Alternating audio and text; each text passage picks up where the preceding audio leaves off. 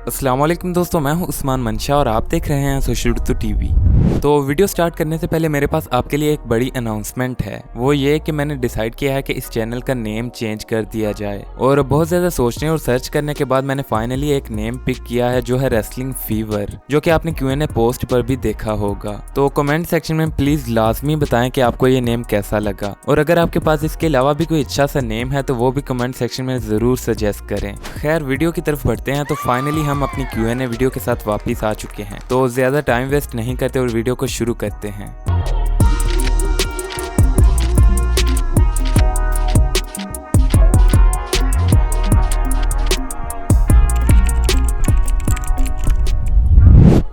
दोस्तों, सबसे पहले एक इजी सा क्वेश्चन पिक करते हैं काजीज लाइव का, और इनका क्वेश्चन है कि किंग ऑफ द रिंग का विनर कौन होगा और क्वीन ऑफ द रिंग का विनर कौन होगा। तो जहां तक मुझे लगता है तो शायद इस बार फिन बैलर के जीतने के ज्यादा चांसेस हैं, क्योंकि वो एक फेस रेसलर हैं। हालांकि WWE मोस्टली हील रेसलर्स को किंग ऑफ द रिंग बनाती है, लेकिन शायद इस बार WWE एक फेस रेसलर को किंग ऑफ द रिंग बनाए, क्योंकि last time king of the ring एक हील रेसलर यानी बैरन कॉर्बन जीते थे, और इस पर फैंस ने उन्हें बहुत ज्यादा क्रिटिसाइज भी किया था और उनकी ये गिमिक बुरी तरह फ्लॉप हो गई थी। इसलिए शायद इस बार WWE फिन बैलर को किंग बनाए, क्योंकि वो इस वक्त काफी ज्यादा मोमेंटम में है। लेकिन अगर WWE इस बार भी किंग ऑफ द रिंग एक हील रेसलर को बनाना चाहती है तो फिर जिंदर महाल आपको इस बार नए किंग के तौर पर सामने आते दिखाई दे सकते हैं। और बाकी रही क्वीन ऑफ द रिंग की बात, तो अगर शेना बेजलर फाइनल्स में क्वालिफाई कर लेती हैं तो बहुत ज्यादा चांसेस हैं कि शेना Baszler queen of the ring के तौर पर सामने आ सकती हैं।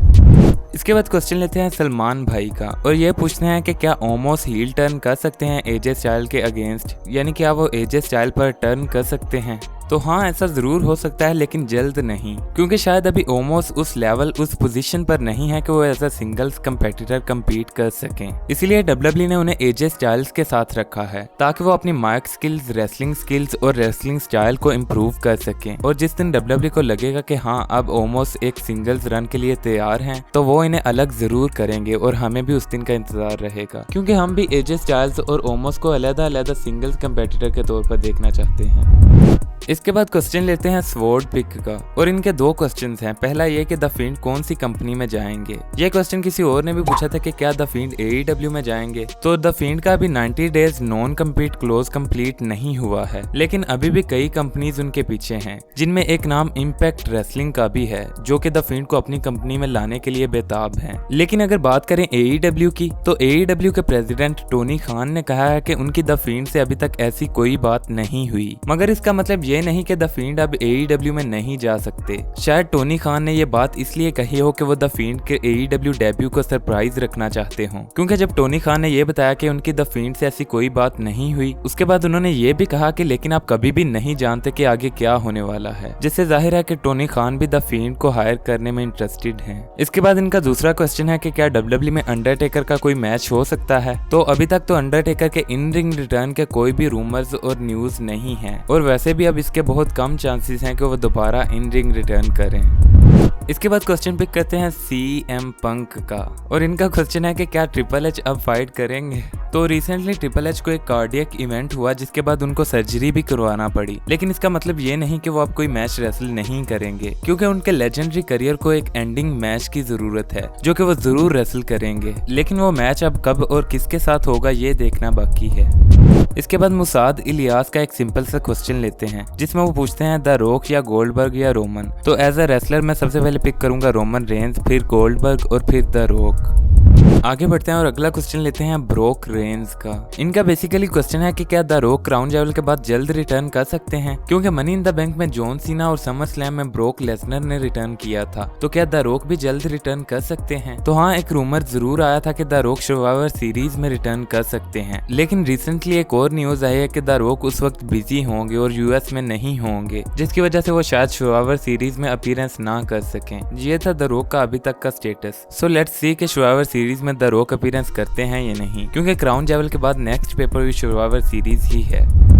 इसके बाद वो क्वेश्चन पिक करते हैं जो कई व्यूवर्स ने पूछा है, और क्वेश्चन ये है कि रोमन रेंज और ब्रोक लेसनर के क्राउन जेवल मैच में कौन जीत सकता है। तो रिसेंटली डेव मेल्टजर ने एक न्यूज दी है जिनकी न्यूज काफी एक्यूरेट होती हैं। दोस्तों, इनका कहना है कि डब्ल्यूडब्ल्यूई का रोमन रेंज और ब्रोक लेसनर की फ्यूड को क्राउन जेवल में खत्म करने का इरादा नहीं है, और इनका प्लान है कि रोमन रेंज और ब्रोक लेसनर की फ्यूड को एक्सटेंड किया जाए, यानी क्राउन जीत जाए और फिर रोमन रेंज उनसे रीमैच के लिए फ्यूड करें। तो अल्टीमेटली ये नतीजा है कि रोमन रेंज के इस मैच को जीतने के ज्यादा चांसेस हैं और क्राउन जेवल के बाद भी इनकी फ्यूड जारी रह सकती है।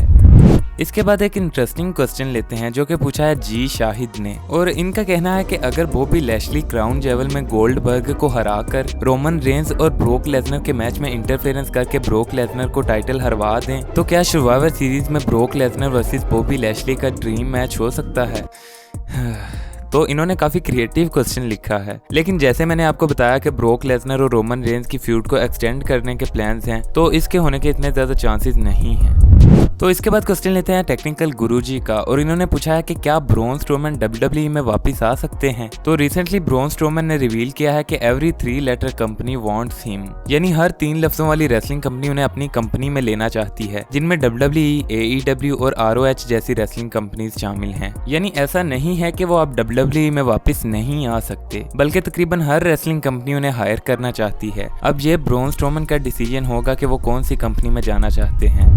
इसके बाद क्वेश्चन लेते हैं नोट अली का, और ये कहते हैं कि मुस्तफा अली और मंसूर का मैच क्राउन जेवल के लिए कंफर्म हो चुका है, लेकिन अब इन दोनों की स्टोरी लाइन क्या होगी और क्या मुस्तफा अली और मंसूर स्मैकडाउन में ही रहेंगे। तो हाँ, डब्ल्यूडब्ल्यूई को क्राउन जेवल के लिए मंसूर का कोई ना कोई मैच तो कंफर्म करना ही था, क्योंकि ये पेपर व्यू सऊदी अरेबिया में होगा, और Mansoor being a Saudi Arabian wrestler हर बार सऊदी अरेबिया में होने वाले पेपर व्यू में मैच रेसल जरूर करते हैं, और इसीलिए इनका ये मैच ऑफिशियल किया गया। और इस मैच के विनर को पिक करना भी इतना ज्यादा मुश्किल नहीं है, क्योंकि सऊदी अरेबिया में मंसूर कहां हारेंगे, और दूसरा क्योंकि दोनों सुपरस्टार स्मैकडाउन में ड्राफ्ट हुए हैं, तो क्राउन जेवल के बाद वो स्मैकडाउन में ही परफॉर्म करेंगे, और इवन के इस मैच के होने के बाद भी ये दोबारा आपको एक टैग टीम में दिखाई दे सकते हैं।